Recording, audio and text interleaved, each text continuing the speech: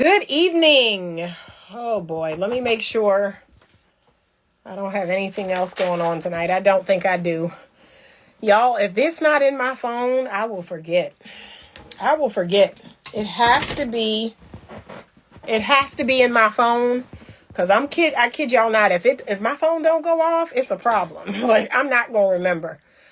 Okay, tonight I was going to talk about something totally different, but I changed my mind because I've been dealing with a couple of coaching clients today, and we were talking about this subject. And so now I said, you know what? I'm going to do a live on this because somebody needs to hear this other than y'all.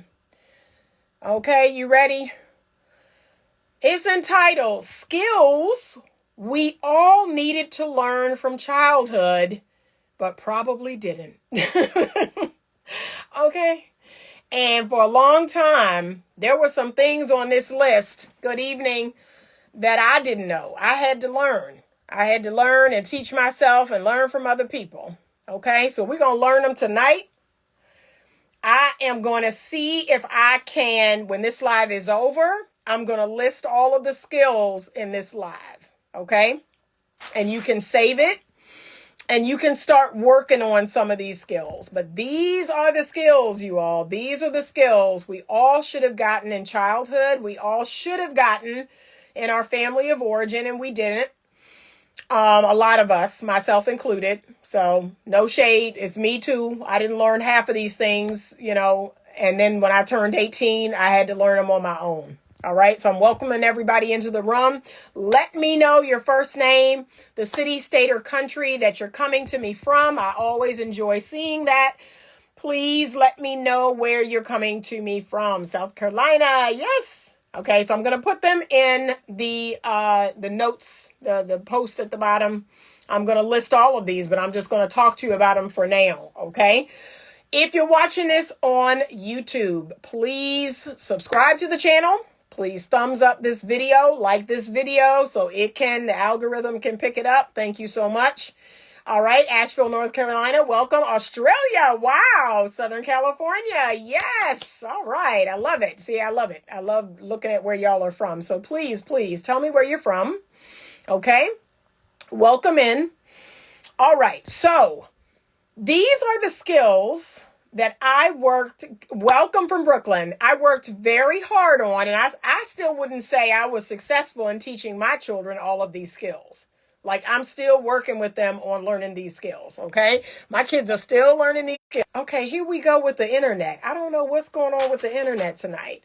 So y'all be patient with me. Something is going on with the internet. All right. So these are, Missouri. Awesome. Welcome. But I had this list years and years ago, and I was actively working with my children on learning some of these things, and I'm still teaching them. And I have a 24-year-old and two 20-year-olds. So I'm still teaching these skills. I'm still teaching them some of these things. All right, but we're going to jump in, and I would love your thoughts about some of these skills. Is it something that you've mastered? Is it something that you were taught when you were a kid or a young adult? Is it something you still need to learn? Okay. The first one is effective communication. South Carolina, welcome. We need to learn how to effectively communicate. We need to learn how to communicate with people with words, verbally, and in writing.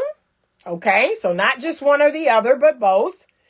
Because about 80% of our communication is nonverbal. However, when we rely solely on nonverbal communication, we leave a part of what it is we want to express up to the interpretation of the individual. So that's why that is so important. You have to be willing to use words in writing or verbally. Because when you just roll your eyes or cross your arms or suck your teeth, yes, the other person is going to interpret those behaviors the way they are going to interpret it. Okay, so that could be good, bad, or anything in between. You must be willing to effectively use words. All right. And the broader your vocabulary, the better. Okay. I'm highly sensitive person. Communication is my biggest weakness. Yeah, we got to work on communicating effectively, verbally or in writing. All right. And I'd love it if you could do both. I'm teaching my children how to do both. Okay.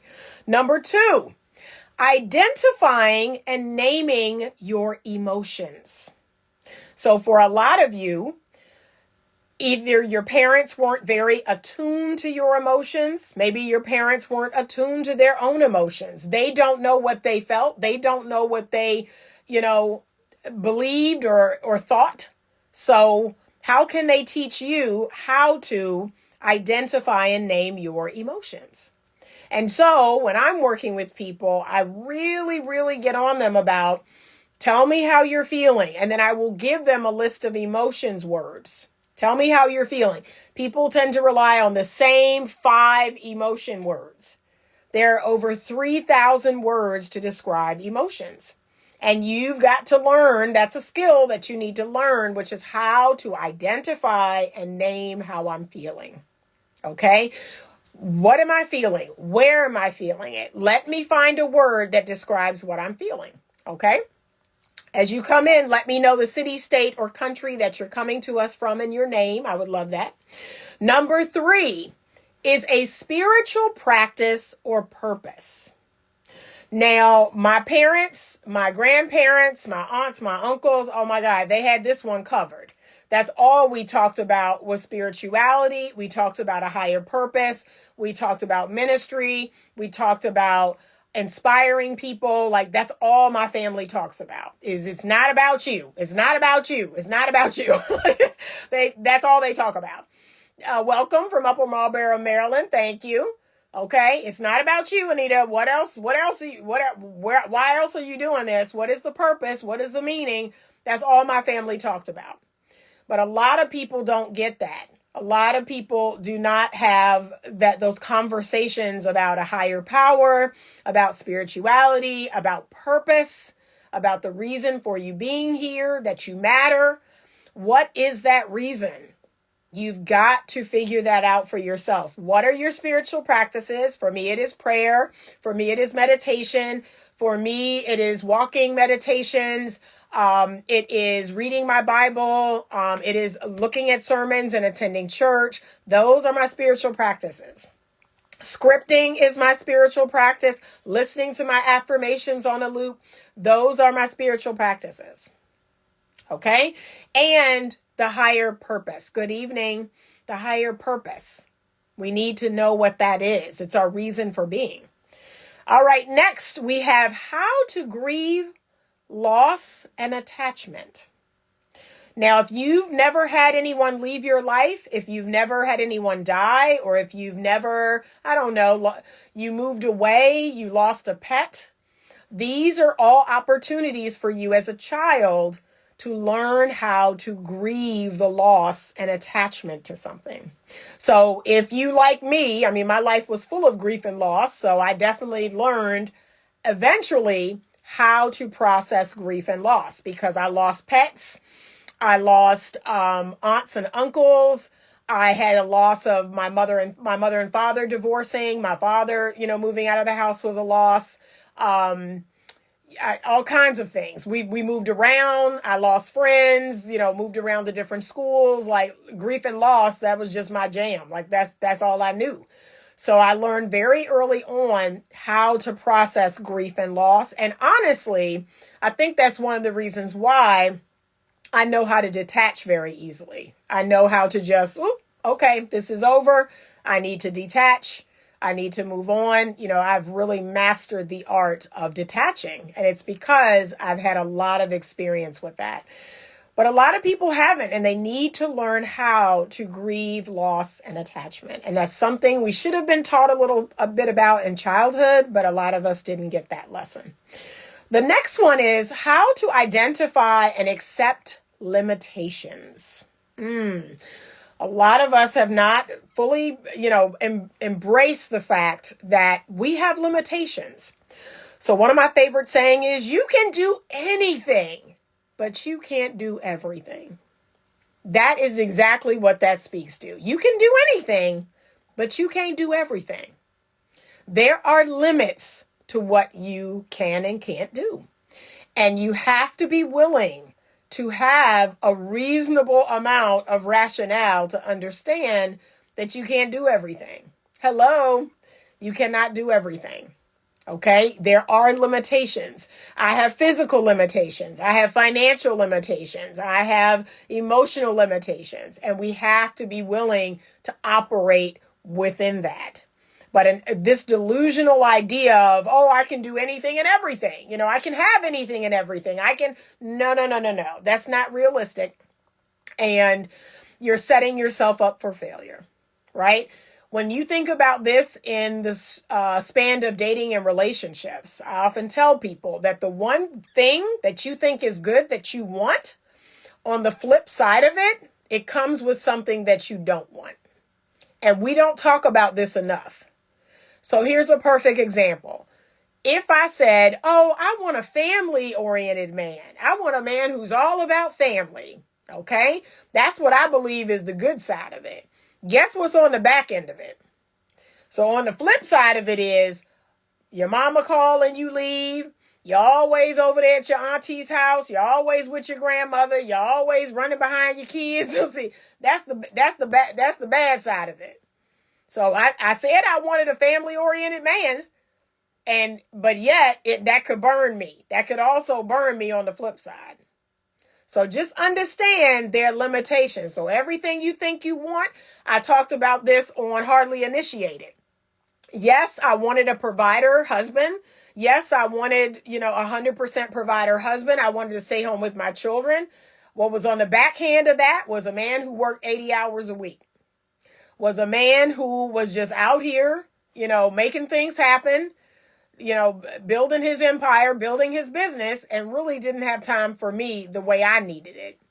Really, we didn't have time to work on our marriage and work on our relationship. So there's a good and bad to everything. And that's called identifying and accepting limitations. Okay. You got to be willing to do that. And what I want you to ask yourself, and this is what I do now. So even I'm going to be frank with you. So my number one is a man who knows and loves God in word and deed, right? So if that's the thing I want, that's good. I also have to say, okay, but if I got that man and I can't watch something ratchet that I want to watch, I can't, I don't know. I can't do something ratchet, right? Because every now and again I want to do something ratchet. I can't do that. Because a godly man is like, no, you're not singing along to this. We're not listening to this music. You're not watching that show. You're not doing this. We're not going here. We're not watching this movie. See, that's on the flip side of that godly man. Now I got to be like, well, darn, I can't even get my ratchet on. I can't even watch this little ratchet show because this man of God said no. So just know that. And see, I got to be willing to accept that. Because I said I wanted a man of God. I said I wanted a godly man in word and deed, not just speaking about it, but be about it. And guess what? That's going to check me. That's going to check me now. So now there's things ratchet that I can't do. So just understand that. Same with healthy and fit. Healthy and fit is my number 2. So I say I want that, right? Then I meet a man who's healthy and fit, y'all. And look, he my age or older, and he look great for his age, and he fit, everything worked. And next thing you know, oh, Anita, we can't eat pork no more. I don't eat meat. I don't eat this. I don't eat that. And I'm like, well, I want to eat this. What the heck? So see, it's something good, but on the flip side, it's something not so good. And that's called identify and accept your limitations, okay? Next one. Ooh, this is a big one. And I know y'all didn't learn this because honestly, I didn't learn this until I was probably in my early 30s. Delaying gratification. Delaying gratification. That's a skill you should have learned in childhood. A whole lot of people didn't get that skill because you want it when you want it, how you want it right now. That's a whole lot of people. And can I be frank? That's holding a whole lot of people back. That's why you don't live in the house you want. You're not driving the car you want. You're not living the life you want because you don't know how to delay gratification. And some of y'all don't have the relationship you want because you don't know how to delay gratification. You'll take a piece of anything just to have something. But the reality is you need to wait for something good, for something that's a good fit, for something right, instead of just taking any old thing. So delaying gratification, a lot of people need to work on that. The next one is the difference between guilt and shame. A lot of us don't know the difference between guilt and shame. So guilt is actually an emotion that can be very productive. Guilt is a necessary emotion. And I'm gonna say this. I think we need a little shame in our modern day culture. But anyway, I'm gonna digress. But guilt is when we are out of alignment with our values and our morals. When our conscience tells us this is wrong, like you're wrong for doing this. You shouldn't be doing this. You should feel guilty because it is your way. It's your conscious way of saying, hey, this is wrong. You shouldn't be doing this. You really need to think twice about this. I've been on for about 20 minutes. Has it been 20 minutes? About 15, 20 minutes. Okay. But guilt and shame, you have to know the difference. Now, shame, on the other hand, shame says that you are inherently bad, right? So if I were to take something, from someone's home, and that goes against my values, like I don't steal from people, I don't take what's not mine. So of course I may feel guilty about that. And I should.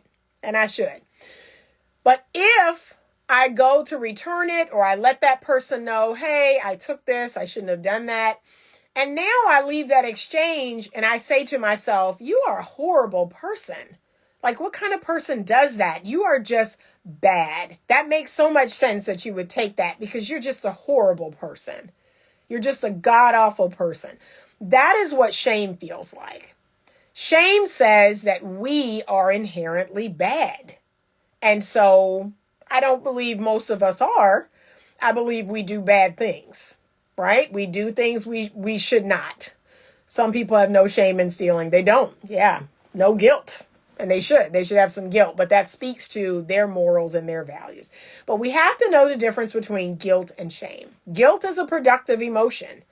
Guilt is letting us know we're operating out of our value system. And that's a good thing. So if a man cheats on his wife, and he lays next to her or he cries or, he feels horrible. Yeah, he should.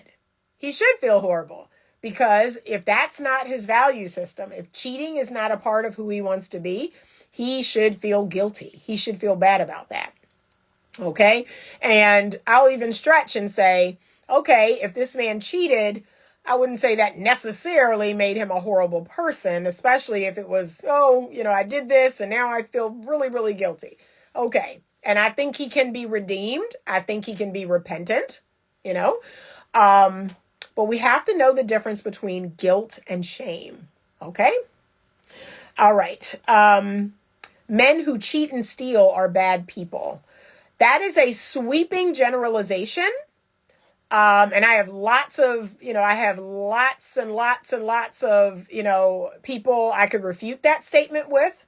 I think we as people do bad things. And once we condemn a person, once you condemn a person, there's no coming back. So we have to be very careful about that. Usually when I go to correct a person, I let them know, hey, this behavior is immoral, illegal, unethical, and I think you're better than that. Like, I want to try to redeem people if I can. I want to kickstart their conscience, okay? But that's a very sweeping, generalization to say, if you cheat, if you steal, you're bad. I think it's a bad thing to do, and they should feel guilty, but yeah, people change all the time. How can you really tell if someone has changed if they have cheated in the past? So you're looking for patterns. And if that person has cheated, let's say they cheated multiple times in their marriage, they cheated on, I'm going to be honest with you. If a man came to me and he said, yeah, I don't think I've ever been faithful to any other women. Yeah, that's a no. That's a no. He has practiced cheating. So the chances are pretty good that he's going to return to that practice. If he said, yeah, I've never been faithful to any of the women I've been in relationship with, I probably would leave him alone. But if he said, I was married before and I slipped up, I got into this situation with someone at work, or I cheated, and then also, this is a big one, ladies. I want to know how she found out. Like, that tells me a lot. Like, if I say, well, how did she find out? And if he says, I told her, like, I eventually admitted it. I eventually told her because I felt horrible. I felt horrible about it. Okay. All of these things should be taken into account. But if he has a pattern, and I'm talking a long-standing pattern, I probably wouldn't touch him with a 10-foot pole. I'd be like, nope, because the chances are good that that pattern is going to continue. And a lot of it's because it's a habit. Like, that's just your habit. That's what you do. So he'd have to get to the bottom of, okay, why am I doing this? Why is this my fail-safe when it comes to my relationships? Why am I cheating? And then he'd have to practice monogamy. He'd have to practice not cheating.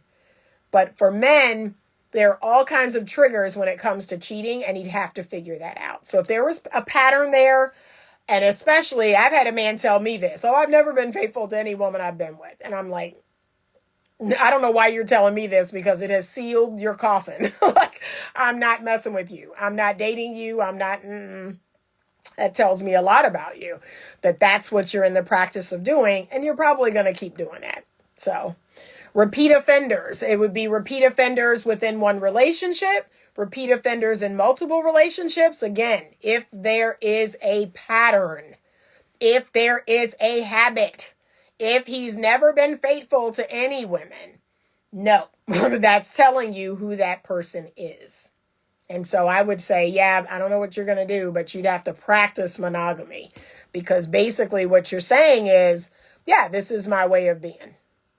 So, yep, that's it. That's it. But yeah, ask those questions.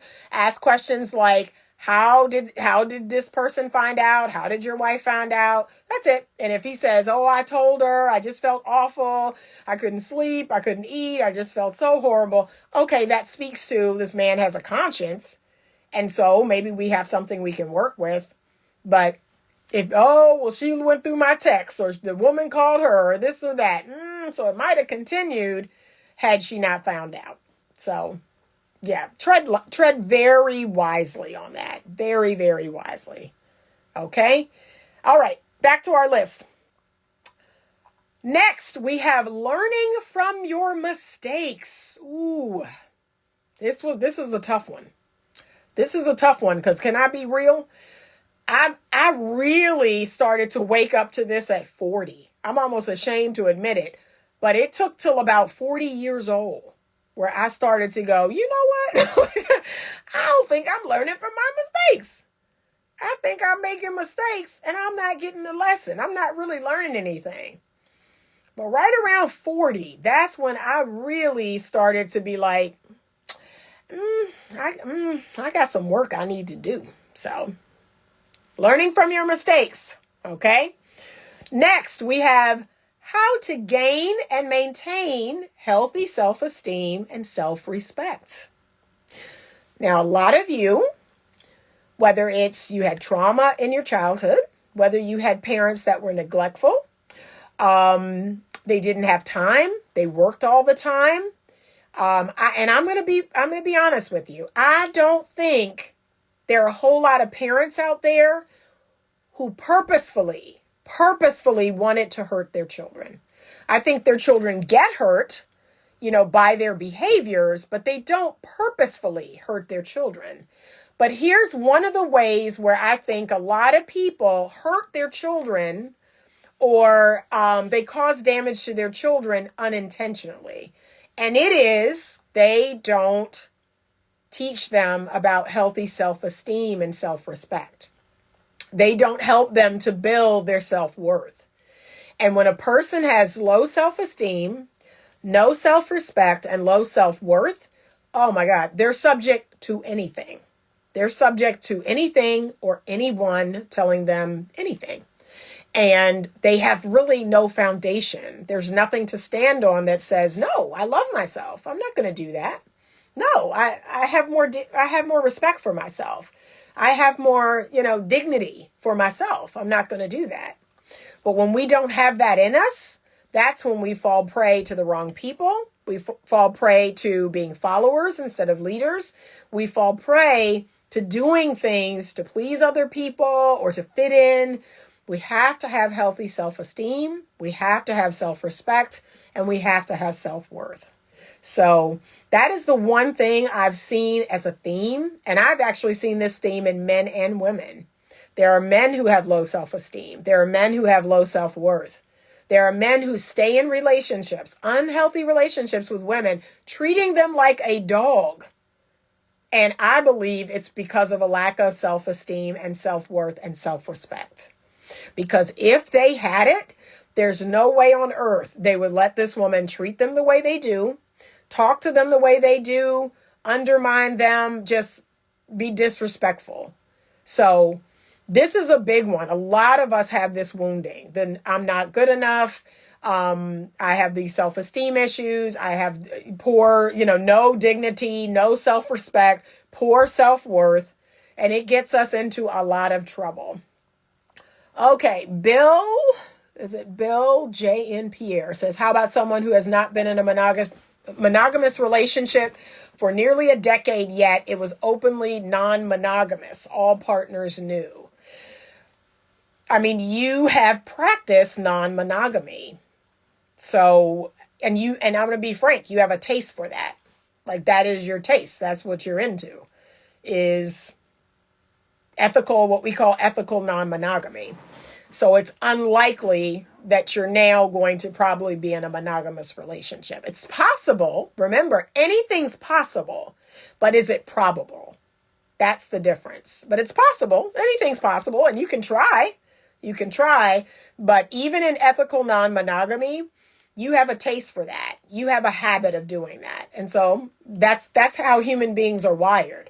Whatever we've done in the past, we're subject to doing in the future. It's unlikely that I'm going to go from smoking a pack of cigarettes a day to just turning that off and never smoking again. It's not to say it's not possible, but it's not probable, because I have a habit. I have a way of doing things that's how I do it. She said, I finally learned I give men too much power, never again. Yeah, women have all the power. I've said it forever. You just have to step into it. And you have to do it in a way that's feminine. So our power is feminine. It is femininity. And I don't buck up against men. I don't tell them what's going to happen and what I'm going to do. I just control myself. Like, that's it. That's your power. It's what I'm going to allow and what I'm not going to allow, what I'm going to do and what I'm not going to do. That's it. And I wished more women would just step into that. I never buck. I never tell a man, this and that. And no, I really don't. I just let him know this is what works for me and this is what doesn't. And last I checked, he can't make me do anything. So yeah, that's kind of where we are. But we have to be willing to step into that. I sent an apology to a guy I was dating after 7 months of not speaking. I felt guilty at first. Now I don't. After sending it, I learned from my mistake. Good. But that was very big of you. That was very big of you. And that was one of them we're going to get to, is how to make a good apology. That's another one. A lot of us don't learn that skill. We do not learn the skill of how to make a good apology. And I'm going to say it. I've said it before. I'm going to say it again. A lot of women don't apologize because they have low self-esteem. They believe they're traumatized. They have trauma in their past. They believe that it somehow lowers their worth or their value, when the opposite is true. When you're able to apologize, it actually means you're a person of high worth and high quality and high value. It says a lot about your self-esteem and your self-respect. But they believe that it lowers them. It lowers them down. It makes them look small. It makes them look dumb. None of that is true. But that's something all of us should have learned in childhood, is how to make a good apology. And one of the things you're going to do is you're going to say, I apologize for, and you're going to be very specific about what that was. And then you're going to end it with, I have no excuse. You're not going to end it with, but, no, You're going to say, I apologize for raising my voice earlier. I have no excuse. That's it. I apologize for the mean and nasty things that I said. It was totally uncalled for. I was totally, not emotionally regulated. It was totally uncalled for, and I have no excuse.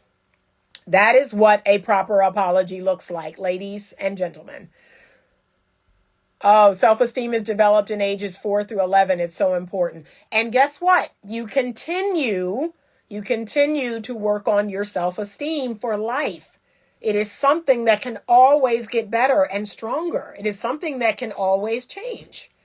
I learned I was a people pleaser since childhood. Yes, because there is a wound there. So we have to work on identifying that wound, and we have to work on healing that wound. So why do I need to worry about what people think? Maybe you needed to worry about what mom and dad thought. Maybe you needed to worry about what your siblings thought or other family members. Yeah, we put other people first. We're worried about what they're thinking. We're hyper vigilant on, are they mad at us? All right, I'm sorry, my internet keeps acting up. So yeah, we got to work on the people pleasing, because it is a sign that there's some childhood wounds there. There's some trauma there. There's some hypervigilance of, I've got to be looking out all the time, making sure other people aren't mad at me, making sure I'm a good person. Man, I'm not even. I have long come to terms with I'm a good person, like the core of me is good, but I definitely have a shadow. I have a shadow. I have a shadow side. It's nasty. I have a nasty voice deep inside, and I've come to terms with that. Now, because I've done my ego work, I have it well in check, but yeah, I've just come to embrace it. What do you think of a female helping her man be better for her? I don't like the word help. I like the word inspire. And I have no problem with a woman, to some regards, almost teaching, like a man should be teachable. And so every man is going to be different with every woman. And that's what a lot of women don't understand. So there are things that one woman can bring out in a man that another woman cannot. Every man is going to show up differently with every woman, because what one woman will accept, like his bad behavior, another woman will not. She will say, oh, no. Mm-mm. You can't come in here with that. And he will either do something different. He'll get right. And maybe his last woman will see that and say, what is this? This guy never does that. He never, he's doing this, and he's going back to school, and he's buying this, and he's taking her here, because that's what that woman requires. Like that's what that woman requires. That is her standard. So just keep that in mind. And be a woman that has requirements and standards. Don't get mad because the next woman has a higher standard than you and the man reaches up to meet it. And now you're mad. No, you don't need to be mad. You need to raise your standards. Okay? Stop being the nice girl. I keep telling women this. You're bending over backwards, trying to be so easy and so accommodating, thinking that somehow, that's going to make him choose you. It won't. It won't. It will get you used. Okay? But you should have a standard. So whatever your standard is, and I'm not talking about places you want to go on a first date. Let's not go there. That's stupid. Not that. I'm talking about, I go to bed at 10 o'clock. And so if you want to talk on the phone, please call me before 10. That's it. That's my schedule. That's how I work. I have to be up at 6 o'clock. I can't talk on the phone until 1 o'clock in the morning. And guess what? What one man won't do, another one will. Another one will set an alarm in his phone. Ooh, it's 8 o'clock. I got to call Anita. See? And I've had plenty of women say, what? He talking to you during the day? He talking to you at 7 o'clock at night? I only got calls after midnight, because that's what you allowed. Okay? Next. All right, we're going on. Be aware and empathetic. That is one of the skills that you should have learned in childhood that you probably didn't.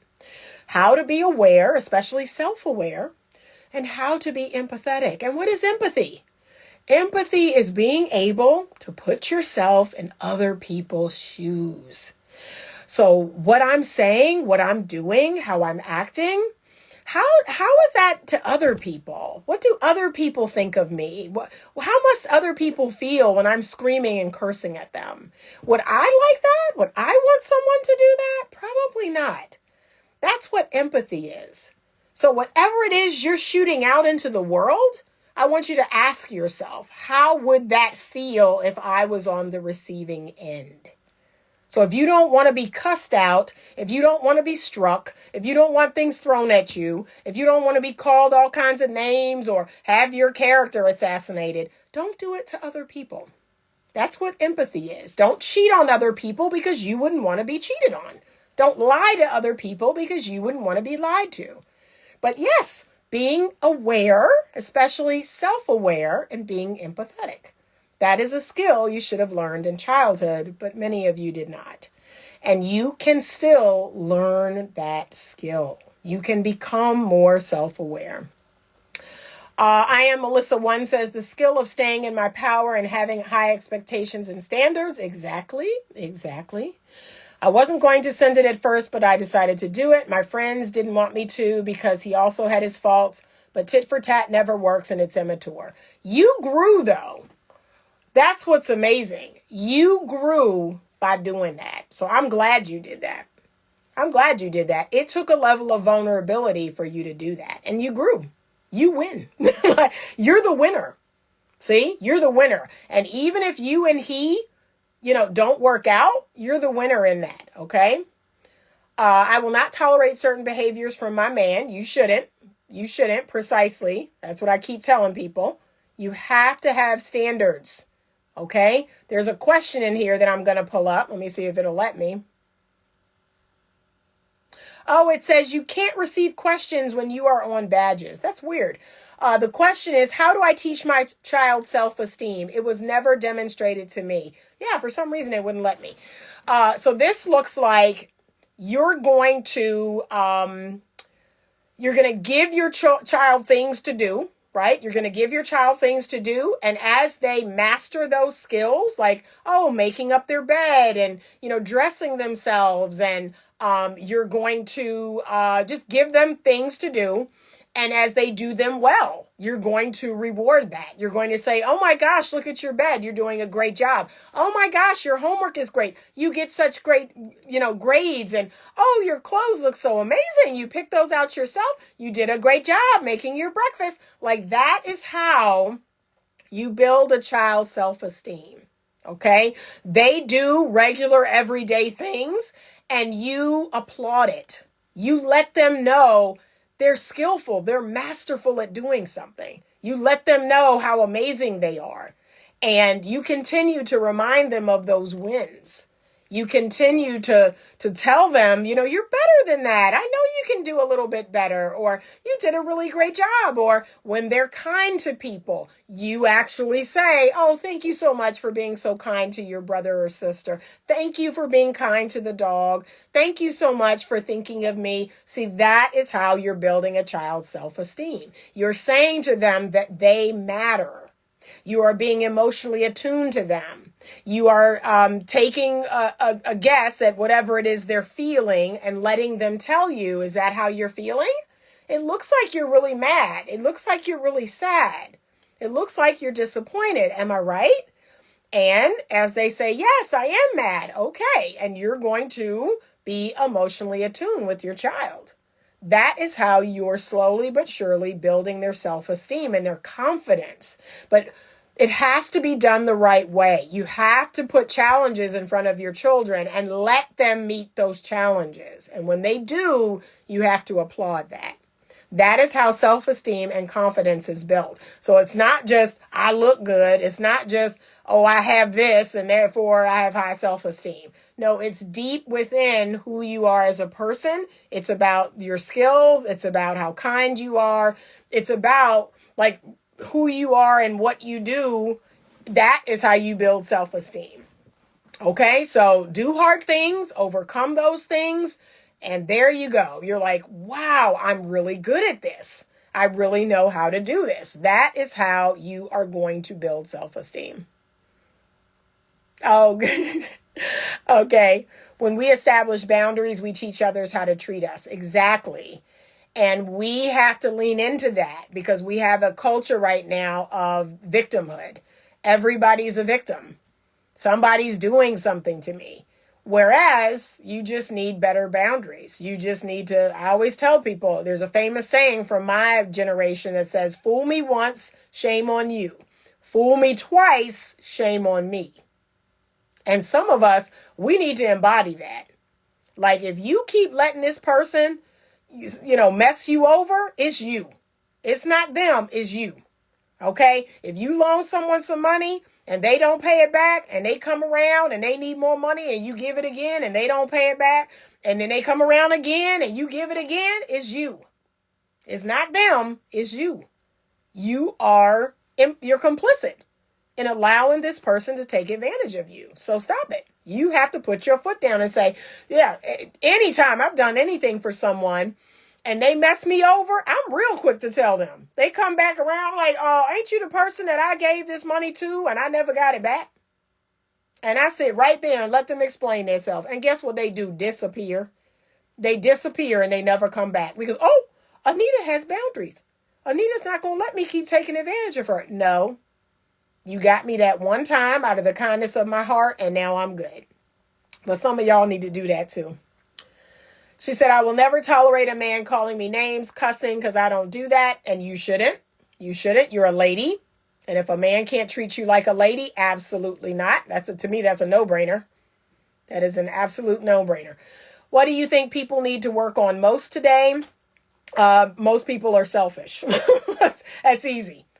Most people are selfish and self-centered. It's all about them. They need to get over themselves. And if they can do that, and they can actually consider other people. And for the record, I have no problem with you being self-interested, right? I think self-interested is healthy, but people are not self-interested. They're selfish. There is a difference. It's all about them. Self-interested says, I can consider myself and I can also consider you, right? And then selfless, that's the codependent, people-pleasing. Oh, I don't matter. I don't matter. It's all about you. It's all about making you happy and pleasing you. That's called selfless. So I don't believe in being selfless. I don't believe in being selfish. I believe in being self-interested. Okay, that is the difference. But most people are inherently selfish. And how about this? Selfish is people entering the dating and relationship space and they don't want nothing. They want absolutely nothing of value or worth. They want absolutely nothing real. And they will be out here dating up a storm, sleeping with people, taking gifts from them, letting people take them out or taking just as they say, the companionship game. They don't want anything, but because it suits them, because their needs are getting met, they will do this over and over and over with whoever will let them. So I'm going to be honest. You have to stop it. You have to stop it. I keep hearing men and women alike. Well, so-and-so is only getting together for a meal or so-and-so is only getting together for sex. Then say no. Say no. Start saying no. See? I want something real. I want something real. If someone apologizes for something they did the night before or the next day, is it a sincere apology? Yes, whenever you get it. But again, it must come the way I instructed, which is I apologize for, be specific, I have no excuse. That's a real apology. Not I'm sorry for, fill in the blank, but you getting on my nerves, but you did this, but you were late, you were this. That's not a real apology. Okay, but yes, it can come the next day. It can come a week later. It is still a sincere apology as long as it doesn't have that but and as long as it's specific. Okay, 2 more. Be aware and empathetic. Okay, we talked about that. Getting along with others. I think that's a big one. A lot of us didn't learn how to get along with others. A lot of us have very low tolerance for people. The next one is we need We need a sign for this one, and especially on social media. Be respectful of others in the face of conflict. Some of y'all did not learn that skill. Like, you really believe, this is what is mind altering.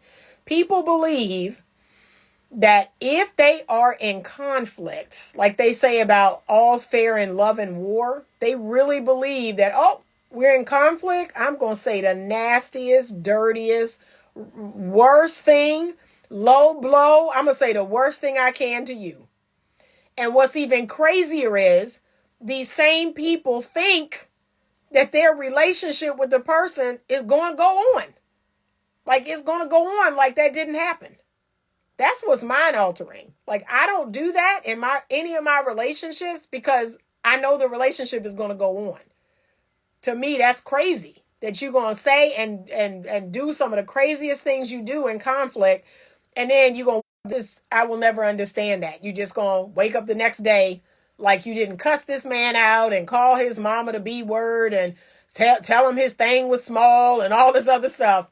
And then you're supposed to wake up tomorrow like it didn't happen. Like, no, that's not how that works. Or he's supposed to throw something at you or shove you or call you a B, and then supposed to wake up like it didn't happen. No, that's not how that works. Some of y'all need to learn how to be respectful of others in the face of conflict. The last one is problem solve effectively. And I have a couple of friends from like high school who really struggle with this. They struggle with problem solving. They really struggle with, just sitting down and figuring out how to solve problems effectively. A lot of people don't know how to do that. A lot of women actually suffer from this. A lot of women really struggle with how to problem solve effectively. I find more men are good at this, but women, not so much. Not so much. So that's the list, you all. That is the list of the things that you should have, the skills you needed to learn from childhood, but you probably didn't. I'm going to list them all underneath this video. And I want you to ask yourself, out of all of these, how many of these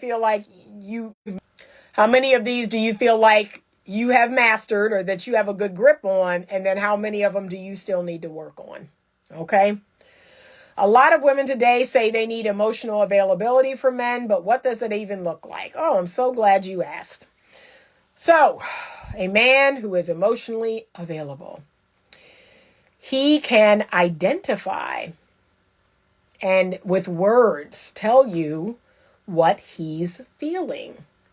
He does not fear emotions, not his and not yours. He is open. He is honest. He is transparent, and he is appropriately vulnerable. That is what emotional availability is.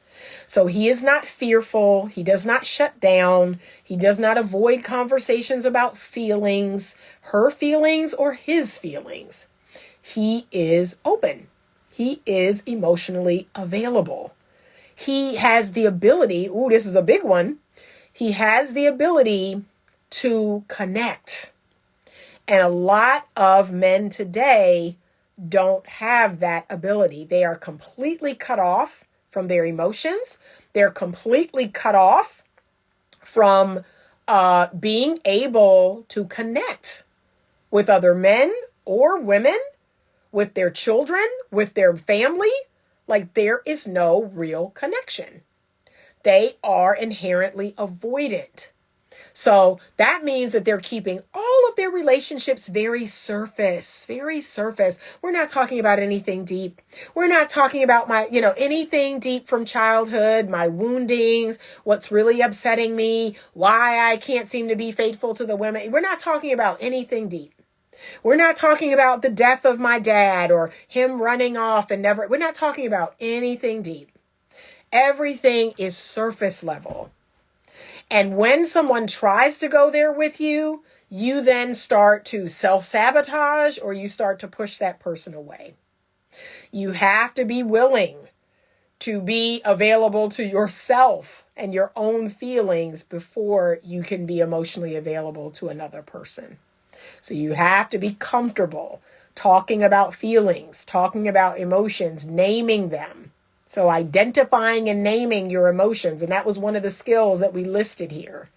That is what emotional availability is. But right now, we're living in a culture where, because most of the people out here are so traumatized, they have become deeply avoidant. And it's a defense mechanism.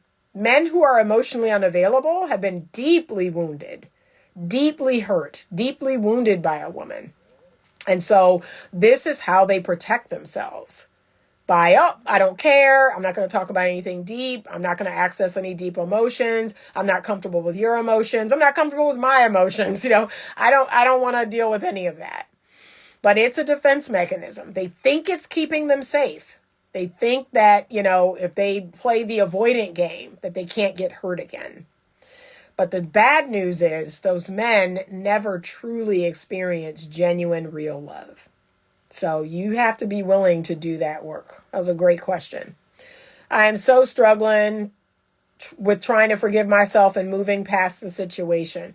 Yeah, I want you to forgive yourself. I want you to move past the situation. Please do. I mean, what does it benefit you to not? What does it benefit you to not do that? Give yourself the greatest gift of all and let yourself off the hook. He said, I have feelings too, but yet he avoided explaining himself. Contradictory. Well, he's emotionally unavailable. So he has to be willing to be brave enough. And here's the thing that just burns me. Men act like they are so brave and so courageous, but they're emotionally unavailable.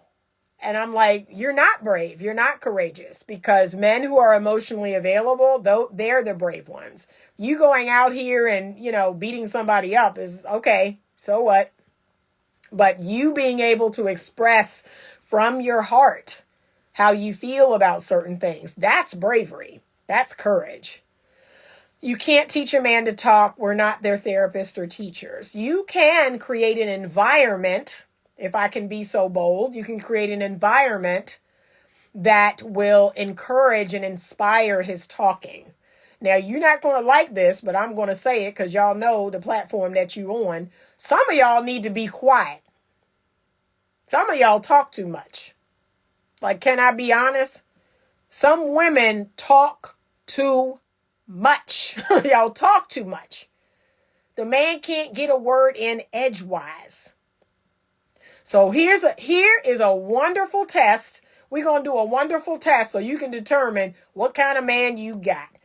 I want you to make it a point that the next time you're with your man, talk less or not at all. Say very little and see how much he talks. See what he feels in for a change.